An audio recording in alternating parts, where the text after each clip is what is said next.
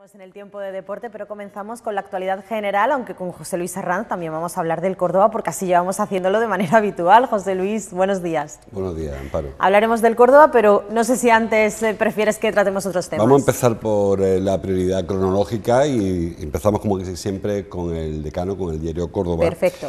Que dedica un titular de apertura a 5 columnas de las inversiones que anunció ayer el presidente Juan Manuel Moreno Bonilla. Dice el diario Córdoba: la Junta invertirá 3.450 millones en obra pública.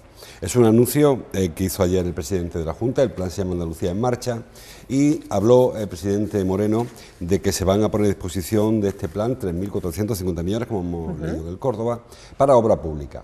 Es verdad, como señala Isabel Leña en la información del diario Córdoba, que falta por concretar dónde irá esa inversión. Se supone que habrá luego presentaciones en cada una de las provincias para ver qué se va a hacer con ese dinero. Es una inversión que pretende reactivar la economía, que pretende crear empleo y que pretende que algunos de los sectores más afectados, la obra pública por ejemplo, pues recupere la actividad, ¿no?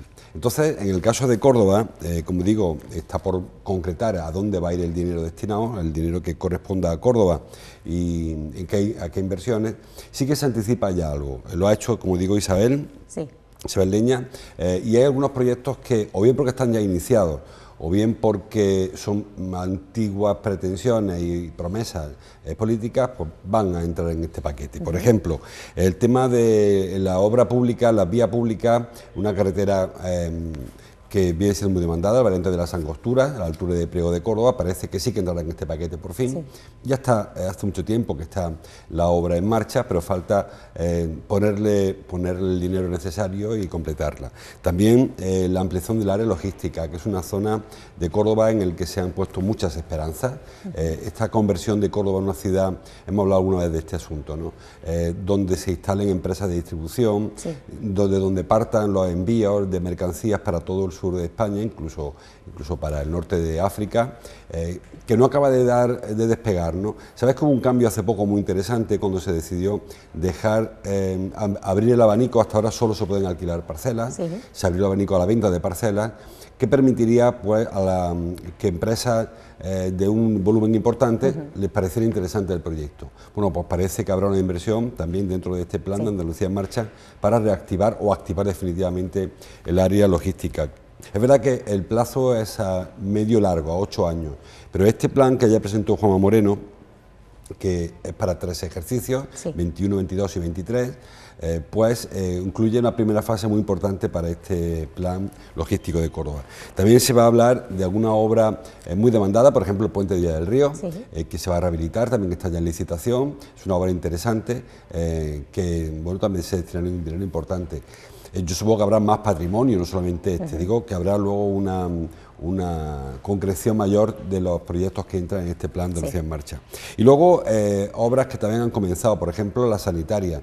Hace poco que vimos, se presentó en el Reina Sofía el plan de inversión, está en marcha alguna obra ya en el plan, van a cambiarse áreas quirúrgicas, áreas de críticos, de la UCI, también el material infantil, en fin, que hay algunas obras que están en marcha. También en el Infanta Margarita de Cabra, hoy hay una rueda de prensa del delegado de Gobierno en Córdoba, Antonio Repullo, en Cabra, para explicarle el plan de inversiones, y también en el Valle de los Pedroches, en el Hospital de Pozo Blanco, también habrá inversiones. Y luego se han anunciado obras, por ejemplo, en materia de centros de ambulatorios, centros de salud, que sabemos que hay demanda en algunos, o bien de construcción o bien de rehabilitación. Y por último, en el tema del agua, se han anunciado también inversiones importantes en depuradoras y también en vertidos. Supongo que también habrá algún tipo de actuación sobre cauces, porque son muy demandados siempre.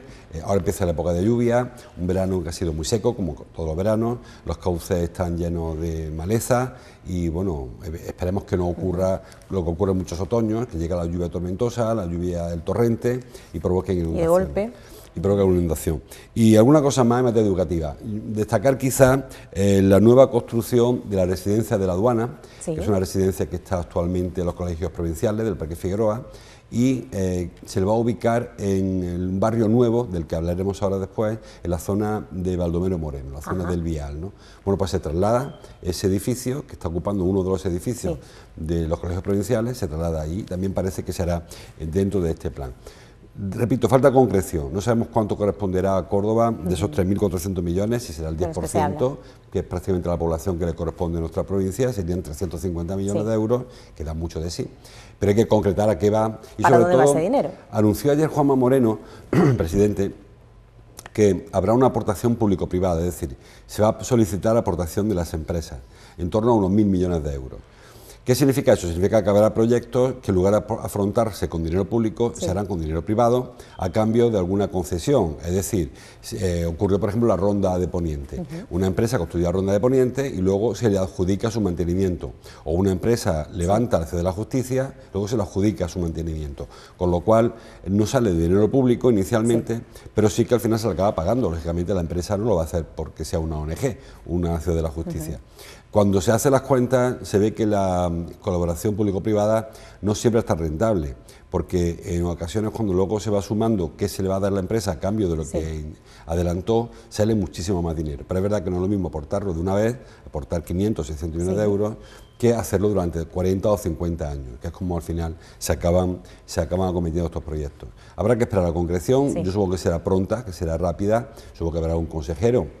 Me imagino que Jesús Aguirre o Rocío Blanco, que son los consejeros cordobeses, que vendrán al coro y explicarán qué parte de este pastel corresponde a nuestra provincia. Así que habrá que esperar, aunque ya tenemos un anticipo que traen todos los periódicos.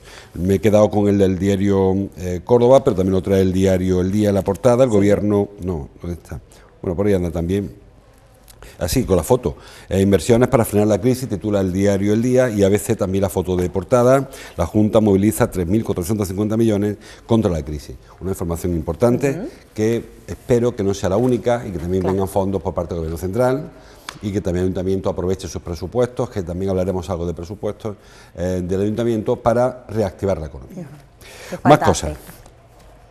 En el caso del diario El Día, el titular que ha escogido es de nuevo para el COVID o la COVID en cuanto a educación. Hoy se incorpora a los alumnos de secundaria y bachillerato, creo que también hoy, o secundaria seguro, a las aulas, y el diario El Día nos recuerda que al menos 6 colegios de Córdoba están ya afectados por los contagios. Información que se repite en todos los periódicos, lógicamente. El diario El Día lo trae en portada, el diario Córdoba en el sumario, 6 colegios de Córdoba aíslan a varios alumnos por dar positivos, y en el diario BC también lo he leído, en algún sitio, confinados los alumnos de 6 aulas de 5 colegios por caso de COVID-19.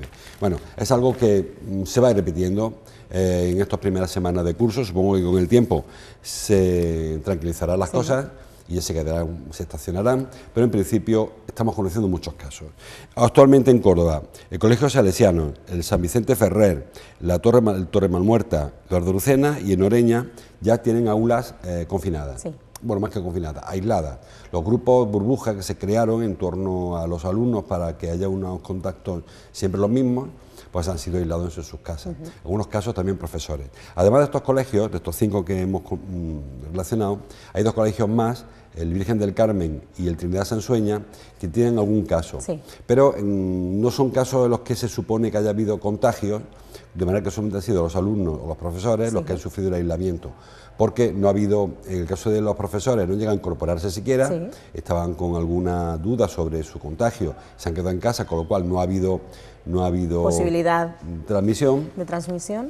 Y en el caso del Trinidad Sansueña, creo que es una alumna que tampoco ha ido a clase. Es decir, que ha habido casos registrados en más colegios, pero en principio los que están con aulas aisladas son los que te he dicho: Salesiano, San Vicente Ferrer, Malmuerta, Eduardo Lucena y el Noreña, en el barrio del Arroyo del Moro. Vamos sumando, José Luis. Vamos sumando centros. Hoy he oído que en España hay 200, me parece muy poco.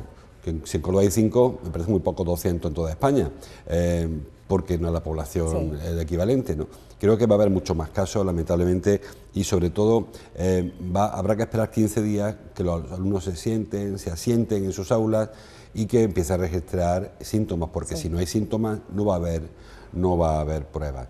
Se les toma la temperatura en muchos colegios, no sé si en todos, y a lo mejor por ahí se detecta algún caso, pero si son casos asintomáticos, pues es probable que haya un alumno, pues posible, no digo probable, posible al menos, un alumno que tenga el virus, el coronavirus, y que esté sentado en su clase tranquilamente, contagiando a los alumnos y nadie se entere, hasta que la cosa ya sea de la cara y sea, estamos hablando de algo más, de otra dimensión. Por cierto, que hay un colegio en Córdoba, el Juan de Mena, cuya AMPA, la Asociación de Madres y Padres, ha denunciado que no hay mesas individuales, sí, que las mesas miden 1,40 y se sientan 2 chicos, sí, una mesa como esta, sí, prácticamente, donde se sientan 2 alumnos, con lo cual medida de distanciamiento social poca o ninguna. O ninguna. Ellos dicen que hace mucho tiempo, cuando se instauró en los colegios este sistema informático, ¿te acuerdas? Que era un ordenador para dos, cambiaron los pupitres individuales y pusieron esos pupitres para que hubiera de 2 en 2, porque no había ordenadores para todos los alumnos. Bueno, pues cuando aquello se acabó ya, porque no funcionó, pues no se recuperaron las mesas individuales, y en este caso pues sigue habiendo mesas de 2 en 2, sí, incluso con sillas giratorias, es decir, que los alumnos se giran y se vuelven y se hablan tranquilamente uno con otro. No parece que sea la mejor de las soluciones para evitar el contagio, y el AMPA mañana miércoles, ha pedido o ha convocado una concentración silenciosa y pacífica a la puerta del colegio. Rodearán el colegio para expresar, este colegio está en Carlos III, para expresar su malestar por la situación, porque entienden que bueno, no se le puede exigir todo a los padres, a los alumnos, que si una mascarilla, una de repuesto, que lleven agua tal, que lleven, y los sienten luego juntos, uno con otro, porque no hay espacio en la mesa, porque repiten que en el aula sí que ya hubo en su día en las mesas separadas. Dicen que hay clases con 25 alumnos. Sí. Y cuando la ratio para esta situación no es la correcta, ¿no? En fin, una serie de disfunciones que con el tiempo han ido saliendo, de situaciones que ya existían antes en los colegios y que ahora se agrava a consecuencia de la crisis sanitaria, ¿no? Yo supongo que esta información la iremos viendo unos días detrás de otros hasta que por fin la curva se aplane y se quede la cosa como estén, con casos que irán apareciendo, no ahora con la virulencia numérica que cada día nos encontramos en las portadas de los periódicos, porque son muchísimos casos a diario. Córdoba ayer volvió a estar por encima del centenar de casos de contagio, etcétera, etcétera, a pesar de que se siguen restando importancia por parte de la autoridad sanitaria a esta situación, porque aseguran que es una situación coyuntural, es decir, no es estructural, es una situación que la coyuntura sanitaria va a provocar durante 15-20 días y que se espera que de aquí a 15 días la cosa no es que se arregle de un día para otro, pero sí que se estabilice tanto los contagios como las hospitalizaciones. Estamos viviendo ahora la resaca del verano. Del verano, claro. De quienes han estado en la playa, han llegado luego a su punto de residencia habitual, se ha expandido el virus por aquí y por allá, y bueno, pues esto va a durar, dicen, al menos 15 días más, coincidiendo además con el inicio del curso que va a prolongar los contagios. Un chico que estuvo en los boliches, otro chico que estuvo en Cádiz, por ahí viene y se junta su virus. Bueno, pues vamos a repartir el virus. A ver si por fin terminamos esa transmisión y podemos centrarnos en acabar con los brotes.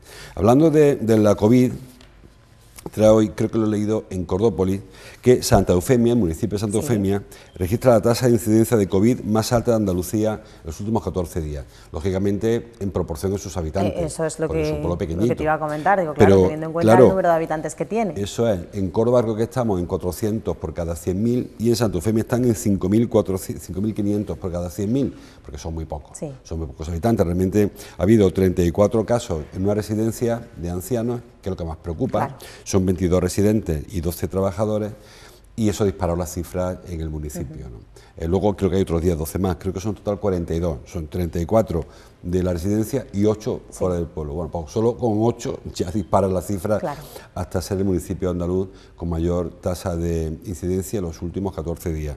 Digo 5.500, creo que la media de España hasta ahora, hablo de memoria, en 300 y pico, porque hay sitios donde hay muy poquito, la media andaluza está en unos 400, Córdoba un poquito por debajo de la media, andamos en 400 por cada 100.000, en Santa Eufemia 5.500 por cada 100.000.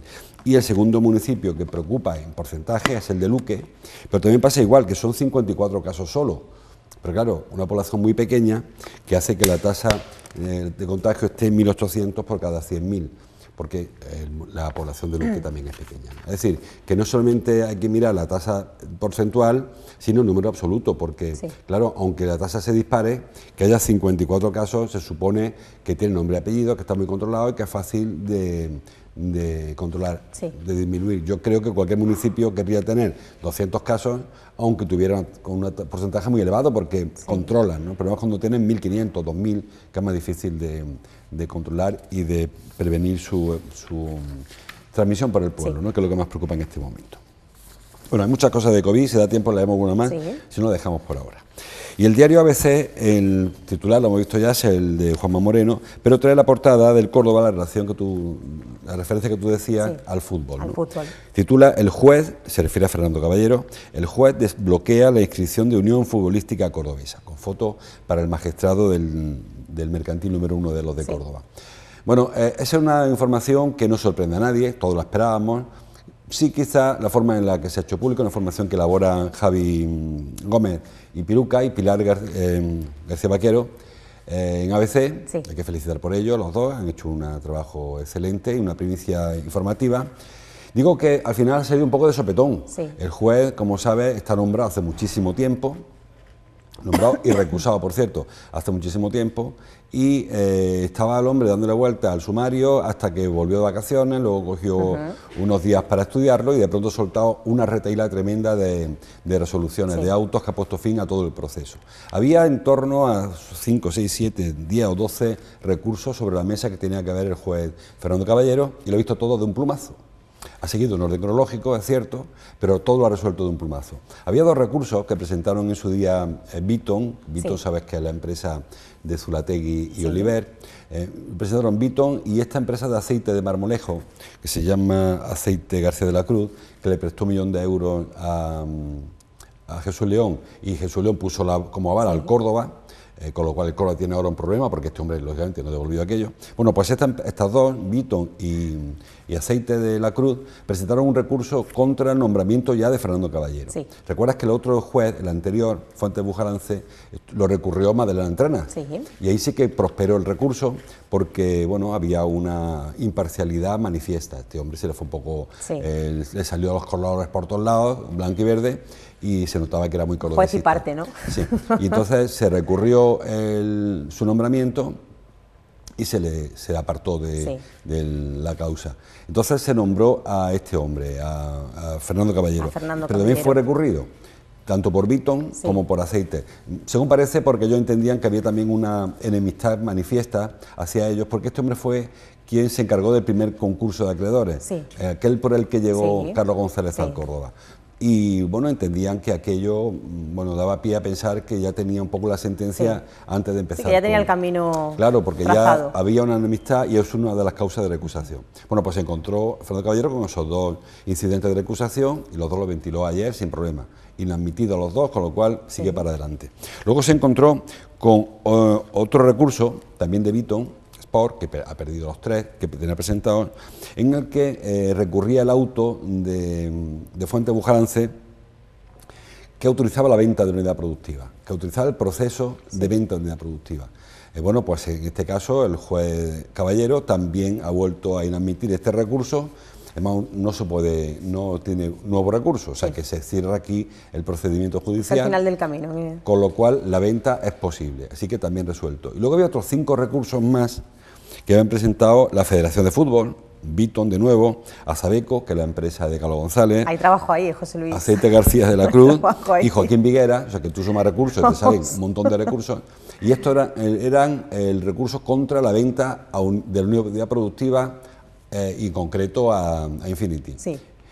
Bueno, pues también los 5 lo ha despachado, lo ha inadmitido los 5 también, con lo cual la primera tanda de recursos le autorizaba a él a tomar decisiones, en la segunda tanda de recursos, el de Beaton, ratificaba la decisión del juez primero de comenzar el proceso de venta y en el segundo de los paquetes lo que hace es admitir la venta de la unidad productiva. Es decir, que todo se ha resuelto y todo está como estaba ahora, pero ya firme. De manera que todo tiene que empezar ahora a provocar consecuencias legales. ¿No? La primera y más evidente, la Federación de Fútbol era uno de los recurrentes, con lo cual ha recibido, igual que todo el mundo ya, los primeros ABC, pero ya todo el mundo tiene el recurso del auto, la notificación de que el recurso no se admite, es decir, que no, lo que ellos pretendían no sirve. De manera que tienen que inscribir al Córdoba, Unión Futbolística Cordobesa, en la segunda división B, porque tanto la venta de la unidad productiva como la venta de la sociedad anónima son correctas, se ajustan a derecho. Esa es la primera conclusión, la más importante, la que más nos afectaba a todos los cordobesistas, que es que el Córdoba Córdoba tendrá equipo sí. el año que viene jugando en Segunda B y que además será la Sociedad Deportiva Unión Futbolística Cordobesa y no la de Carlos González, que como sabes también presentó su inscripción. Sí. Esa es la principal. Quitamos el asterisco, ¿no? Entonces. Ya se quitará el asterisco. ¿Recuerdas que el asterisco decía pendiente de resolución? Sí. Decimos, ¿de quién tiene que resolver? ¿De quién? Claro. Bueno, pues ya sabemos que resolvía el juez Fernando sí. Caballero, que ya ha resuelto, con lo cual ya ni pendiente ya no hay de nada. Asterisco. Ya habrá que quitar la resolución el pendiente de resolución. Y se le pondrá el apellido, supongo, al Córdoba, pondrán Córdoba Club de Fútbol, no sé si pondrán UFC o qué le pondrán detrás para identificarlo o no. En cualquier caso, parece claro. Y lo que sí también señala el juez, Fernando Caballero, en su auto, es que la Federación de Fútbol tiene establecido que no se pueden transmitir derechos de competición.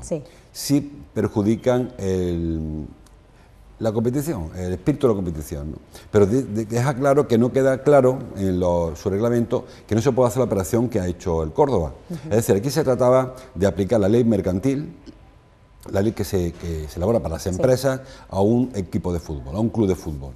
La Federación entendía que no, que una cosa es una mercantil y otra cosa es un club, y el juez entiende que como el club es una sociedad deportiva, es una mercantil, con lo cual se le puede aplicar todo lo referente a concursos de acreedores, a la venta de unidades productivas, etcétera, etcétera. Es un proceso muy parecido al que se empleó para vender calmante vitaminado, Pérez Jiménez, que se hizo igual. Cuando hubo un problema que no había forma de sacar adelante la empresa, se vendió la parte rentable de la empresa.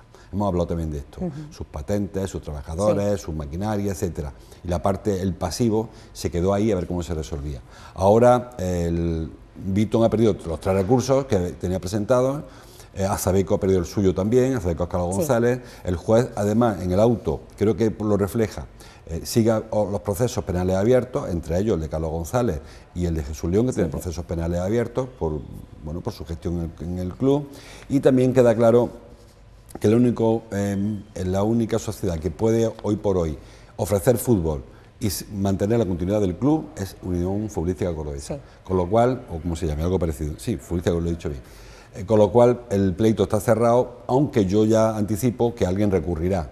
No el auto, que no es recurrible, pero sí las consecuencias del auto. Cuando haya inscripción, alguien dirá que esa inscripción no es correcta. Cuando haya algún tipo de movimiento entre partes, se irá recurriendo. Hay cosas que están pendientes, lo hemos comentado una vez. El tema de la cesión del estadio de fútbol, o el tema de la ciudad deportiva, o los convenios incluso que puede existir entre el club y alguna institución.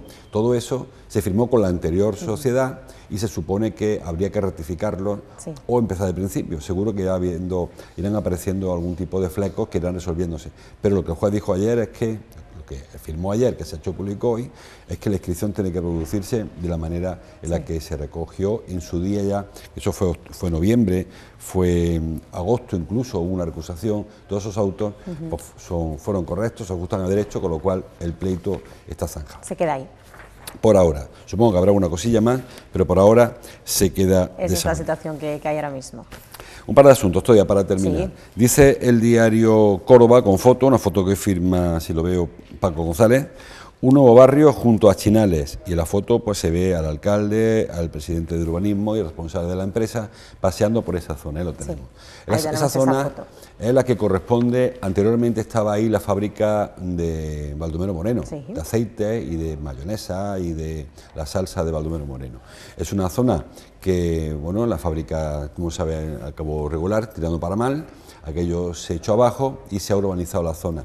Y ha nacido un nuevo barrio en la ciudad. El barrio este, que no tiene nombre, se llama Chinales 7, pero que le cambien el nombre, que son muy feos. Sí, lo de Chinales 7 no queda muy... Se llama Plan de Reforma Interior Chinales 7, y ayer se conoció ese plan. Ya está urbanizado, se vio un poquito la foto, ayer lo vimos en el informativo, el paseo por el barrio, ya está urbanizada las zonas comunes, y ha empezado incluso a levantarse edificios, unos edificios bastante avanzados ya. Un barrio nuevo. Yo siempre he dicho que me gusta que la ciudad crezca, ¿no? Pero también hay que pensar, y no es por criticar a esta actuación, que me parece muy interesante, porque es una zona muerta en el centro de la ciudad, pero que hay que pensar que hay muchas zonas, sobre todo en el casco histórico, que necesitan que nos ocupemos de ellas. O sea, no hace falta seguir expandiendo. Hay edificios, si te pones a mirar la zona de la Huerta de Santa Isabel, muy lejos ya del casco urbano, consolidado, o la zona de Levante, algún proyecto, que yo no sé hasta, o la zona de Miralbaida, No sé por qué no nos ocupamos más de la parte consolidada de Córdoba, que hay muchas parcelas y solares en el casco histórico, en la Jerquía, que están abandonados, que habría que actuar sobre eso. Quizás ahí le toca más a la iniciativa pública que a la privada, porque son proyectos menos rentables probablemente, pero habrá que trabajar sobre eso. Las ciudades no deben crecer eternamente a lo ancho, porque cuando tú abres un bloque, como te digo, pues ya cerca de la sierra, hay que llevar allí autobús, agua corriente, servicio de basura, correo, claro. En este caso no, en el caso de Chinales no, porque ya está rodeado. Sí, está dotado ya de esos elementos necesarios para la vida y el día a día. Porque está dentro del casco consolidado. Pero cuando vemos que se sigue expandiendo la ciudad, no sé hasta qué punto hace falta seguir estirando, cuando tenemos zonas, sobre todo en la parte de San Lorenzo, la parte de San Agustín, con muchos solares que están vacíos. En el centro de la ciudad hay algunos locales solares que están abandonados que se podrían recuperar y bueno, pues ir rellenando los huecos antes que ir abriendo huecos. En cualquier caso, creo que es un buen proyecto este que presentó ayer, que visitó el alcalde, el del PEDI de Chinales, porque consolida ciudad, porque cierra espacios, aquello se quedó como un gran lunar en mitad de la zona aquella, lo que en su día fue industrial, toda la parte de Chinales, ahora está siendo residencial. Muy interesante, pero como digo, también debemos mirar la parte que queda hueco. Y aquí, precisamente aquí, donde va la residencia de la aduana, que decíamos antes que van a trasladar desde el Parque Figueroa a este lugar. Y por ir terminando, dice el diario El Día que el Gobierno da marcha atrás y dejará que los ayuntamientos gasten sus ahorros. Bueno, también un par de reflexiones. Lo que anunció ayer la ministra portavoz ya venía en el decreto que tumbó hace unos días el Congreso. Es decir, en el decreto que no se convalidó en el Congreso, se hablaba de que los ayuntamientos, si querían eliminar la regla de gasto, tenían que entregar sus ahorros al Gobierno para que luego se devolviera. Ahora se ha dejado igual, pero no hay que entregar ahorros. ¿Cuál es la contraparte? Que solo se podrán gastar los ahorros de este año y del que viene. Es decir, la regla de gasto, por hablar así en Roman Paladino, es que un ayuntamiento no puede gastar su superávit. Es decir, si sobra dinero de las cuentas, si no has gastado lo que has ingresado, tienes que derivarlo hacia reducción de deuda. Hemos hablado una vez de eso. El dinero que está pendiente de pago a los bancos, no deuda a proveedores, deuda de verdad del ayuntamiento, los préstamos que ha ido contrayendo. Bueno, pues hay un remanente en muchos ayuntamientos porque no se ha gastado lo que había que gastar por muchas causas. En algunas incluso por inoperancia del ayuntamiento, hay que decirlo, porque no fueron capaces de ejecutar sus propios proyectos. En otros casos es porque se fue austero en el gasto y se contuvo el gasto, me parece genial. Bueno, en el caso de Córdoba, un poquito de los dos. Esto viene de antiguo. Mitad y mitad. No viene de antiguo. Ha habido gobiernos que no han sido capaces de gastar lo que presupuestaban y ha habido gobiernos que han sido muy austeros y han contenido mucho el gasto para intentar ahorrar, ¿no? Sea como fuere, la cosa es que hay dinero en la caja. Lo que ahora va a ocurrir, si no cambia nada, es que se va a autorizar que el remanente de este año y del que viene sí que se puede gastar en lo que se quiera, preferentemente con un poco de cabeza para paliar las consecuencias de la crisis sanitaria, social, laboral y económica de la COVID. Pero en principio se puede gastar el remanente, sin esa regla de gasto que limita el uso del remanente solo, que lo reduce solo para aquello. Ahora están los ayuntamientos reclamando que también le dejen tocar dinero de lo que ya había ahorrado, aparte de estos remanentes, lo anterior, ¿no? Que sigue estando todavía guardado en el banco a la espera de que alguien decida qué hacer con ese dinero, ¿no? Pero un paso se ha dado. Repito, no es que se dé marcha atrás del todo, sino que se autoriza el gasto de ese dinero, solamente lo que ha sobrado, lo que sobre de este año y del que viene, y sobre todo pensando en la recuperación económica, laboral y social y sanitaria que lleva aparejado la crisis del COVID. El otro día, por cierto, Salvador Fuentes habló de que el presupuesto de este año tendrá superávit. Ya lo fue anticipando, no recuerdo de cuánto, pero habrá superávit. Bueno, pues si el superávit, sabemos que se podrá gastar el superávit y no habrá que destinarlo según la regla de gasto, a ir jugando deuda pública, que hasta ahora lo que se podía es lo que se podía hacer. Y ya para terminar, estamos fuera de hora, muy fuera de hora. Bueno, eso se lo vamos a dejar a Raúl. Habla el diario Córdoba del camino que necesitará el equipo para llegar a segunda, que es lo que nos toca ya que está resulta la inscripción, los 26 partidos que señala el diario Córdoba. Pero eso se lo dejamos a Nacho y a Raúl. Y a Raúl a partir de que ellos saben más que nosotros. Exactamente, de la 1:30, son ellos los que controlan todo eso, aunque José Luis y yo, ya sabes que con el tema del Córdoba me encanta escucharte porque me entero muy bien de todo lo que explicas, que no es poco. Bueno, la parte jurídica más que la deportiva. La parte jurídica la llevas muy bien y eso se agradece cuando hablamos contigo. Muchísimas gracias por estar con nosotros. Mañana a las 12 te veo de nuevo aquí, ¿de acuerdo? Hasta mañana. A ver de lo que hablamos. Que tengas un buen día, José Luis.